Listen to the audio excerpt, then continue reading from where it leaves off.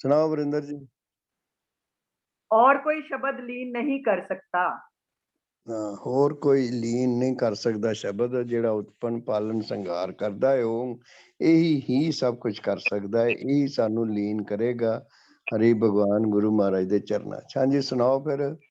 सच्चा असूल ओम है क्योंकि एक धुन है। ये शब्द एक पद का है, एक में से है। हाँ जी। हाँ ओम दी धुन ही है सारी जिहड़ी है ओम। प्रकृति शांत भी होवे, हवा भी चलदी होवे, कैसा सिलसिला होवे, गौर करिए गुरूर ना करिए, गौर करिए ते ओम दी आवाज ही आएगी। हाँ जी सुनाओ जी। कि एक सुनांदा पद कोई नहीं। है वरिंदर जो जी तुसी सुना दियो। नहीं है कर लेने थोड़ा जा। अच्छा चलो। सुई एक पद वाले अक्षर से होती है, यो दो पद, तीन पद या चार पद वाले अक्षर से नहीं। हृदय हाँ जब बहुत शब्द का सिमरन करता है तो हृदय में हरकत रहती है। इस वजह हम्म, से जब नहीं हो सकती, ये धुन आत्मा की खुराक है। हाँ जी। हाँ ये आत्मा दी खुराक है ओम दी आवाज है, बड़ी बड़ी लम्मी आंदी है, बड़ा सिलसिला हुंदा है, अपने आप हो रही हुंदी है, आ रही हुंदी है, जा रही हुंदी है। ओ बड़ी बड़ी लंबी आवाज। हाँ जी दो चलिए धुन सुनाइए। माया की खुराक से है।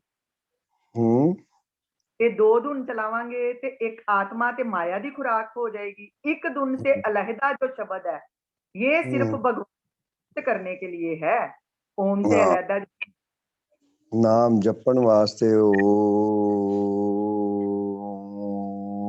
कोई बुल नहीं लाना पिया, कोई जीव नहीं इधर उधर करनी पई, कोई कुछ नहीं, ओम दी धुन सारी इस प्रकृति विच भी हो रही है। जिन्हों सुनाई पै जाए, सुनन लग जाए जेड़ा है वो आनंद मानेगा। सतनाम श्री वाहिगुरु। होर कोई सुना लो जी जिन्हें सुनाना है।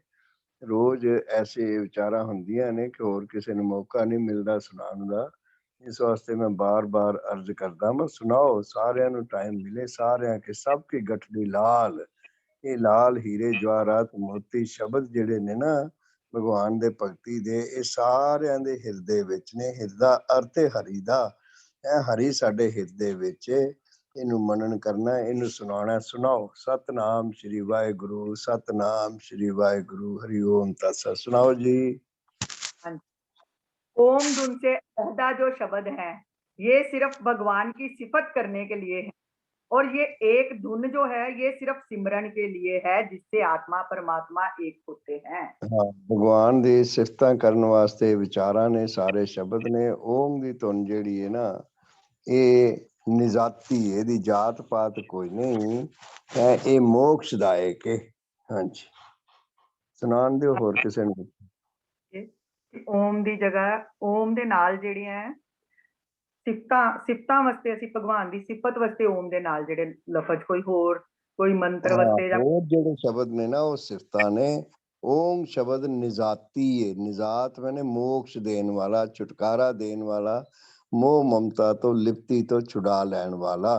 बाकी सब ਜਿਹੜੀਆਂ ने सिफतां ने, सिफतां करनियां ने, सुननियां सुनानियां ने।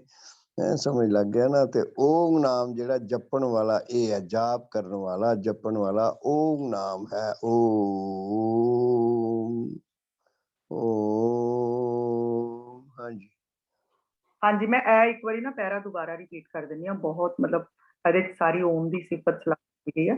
सच्चा असूल ओम है क्योंकि एक धुन है। ये शब्द एक पद का है, एक में से है। जगसुई एक पद वाले अक्षर से होती है, जो दो पद, तीन पद या चार पद वाले अक्षर से नहीं। हृदय जब बहुत लफ्जों से शब्द का सिमरन करता है तो हृदय में हरकत रहती है। इस वजह से जगसुई नहीं हो सकती। ये धुन आत्मा की खुराक है। दो धुन आत्मा और माया की खुराक है। एक धुन से अलहदा जो शब्द है, ये सिर्फ भगवान की सिफत के करने के लिए है। और ये एक धुन सिमरन के लिए है, जिससे आत्मा परमात्मा एक होते हैं। ओ हाँ जी।